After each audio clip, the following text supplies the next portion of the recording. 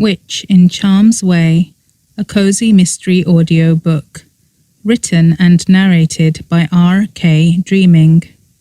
Part 18. Chapter 10, Saturday at Dell's Cafe. When I got back home to the castle later that night, I felt wired. Part of me still wanted to go back to the fire pit and lay back on the sand and stare up at the night sky, getting lost in the magnificence of the Milky Way.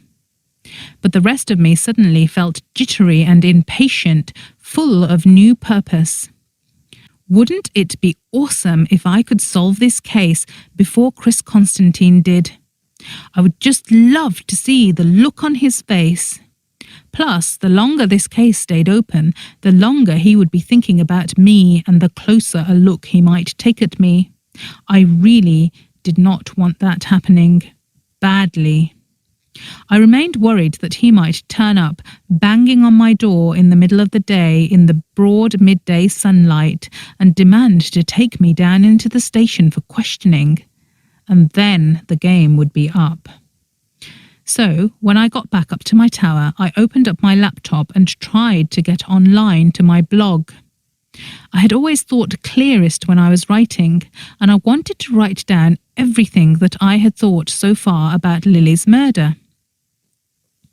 Annoyingly, because I hadn't used my laptop all week, the battery was dead. I had to go down to the now empty cafe, which is the only place where Aunt Adele had installed a couple of electrical outlets for the tourists.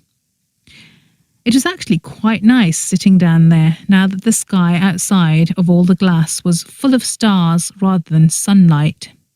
Humming to myself, I got onto the internet and made the mistake of logging onto my crime blog.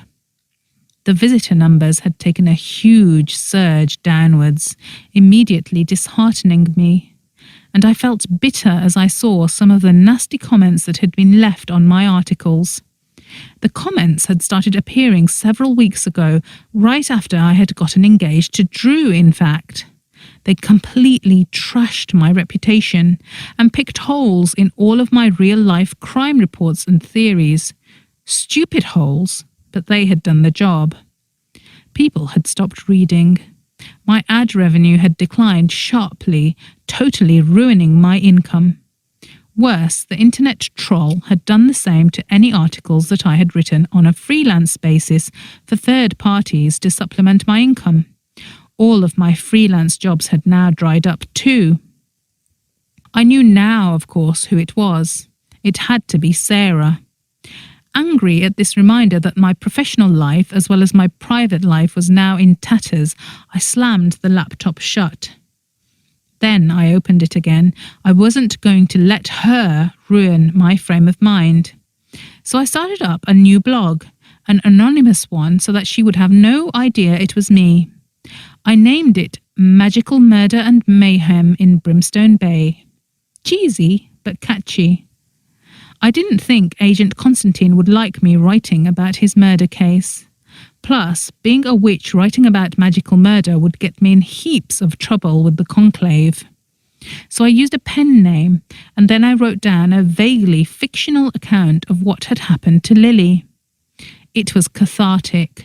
By the time I finished, it felt like a load had gone off my mind. And it left me with one conclusion. There was still only one lead. I had to speak to Oberon Malte and his friends again. Why had they lied about their whereabouts on the night of the murder? Had they just panicked? It didn't make sense that the boys would have hurt Lily. All three of them had been half in love with her.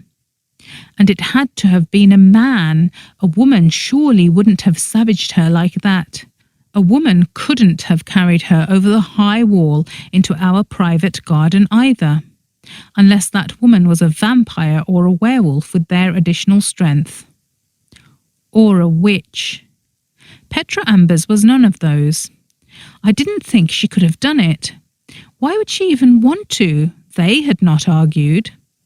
So that ruled out Lily's 4 friends. If Allegra were here, she would have said that this left ex-boyfriend James as the only known suspect. But Captain Villain had seen James on Kitten Cove Beach that night. I believed him. I groaned and rubbed my eyes. Lily had been popular.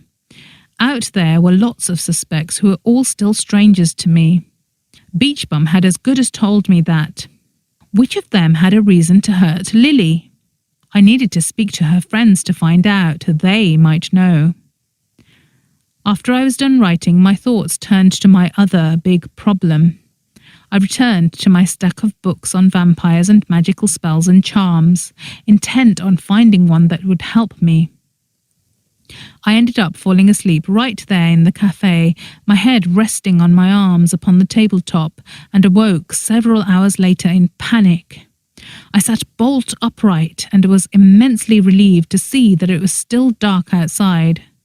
So relieved that I laughed. That had been silly of me. If dawn had come while I was asleep under all of this glass, I hated to think what would have happened. I went up to my tower and made sure my curtains were tightly shut before going to bed. Saturday felt like it came awfully fast. I awoke to the sound of rain spattering against my windows and was filled with a burst of gladness. Thank goodness for the rain. That meant the day was overcast, which meant that hopefully we wouldn't get too many visitors in the cafe on its first weekend opening. It turned out I was wrong. The rain seemed to have driven vast numbers of people up the cliff from the beach. Many of them arrived clutching the flyers that I had left in the library. Every one of them was immensely pleased that the cafe was open. Those who were local greeted Aunt Adele with great pleasure. Aunt Adele served her friends and acquaintances, and it was my job to serve the tourists so that Aunt Adele wouldn't have to get too close to them. By now, I was beginning to think that her disguise would hold. The tourists were so used to seeing weird things in Brimstone Bay that all of them so far had enjoyed the oddity of seeing Aunt Adele in her wig and powder and voluminous robes. Even so, it was me who served them. I was glad that it was the off-season and there weren't too many. The rain continued to patter down all afternoon and the sky stayed staunchly grey. Being inside the glass-ceilinged cafe didn't bother me too much for once. The cafe was filled with a cheery buzz. Aunt Adele had lit a crackling fire, and children gathered around the hearth, laughing as they roasted marshmallows on sticks. Aunt Adele handed out free hot chocolate and marshmallows to all of her customers. The chocolate had some of her special syrup squirted in, which lifted everyone's mood and made them reluctant to leave. I felt nostalgic. How wonderful it would have been to be here if I didn't have all my problems to think about, especially my big dark secret. It was late November. Christmas was just around the corner, and I was going to have a lonely one in London now.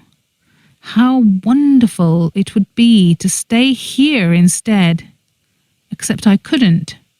Unless I found a cure, how was I going to explain to everyone my aversion to sunlight? I would have to go out with them in the daytime sooner or later. By late afternoon, I was beginning to feel anxious about my upcoming visit to the family abode and my confrontation with Granny Selma. She was going to expect me to apologize to her about so many things, but I wasn't much in the mood for apologizing. I didn't think I had any reasons to grovel, but I knew that Granny Selma would think otherwise.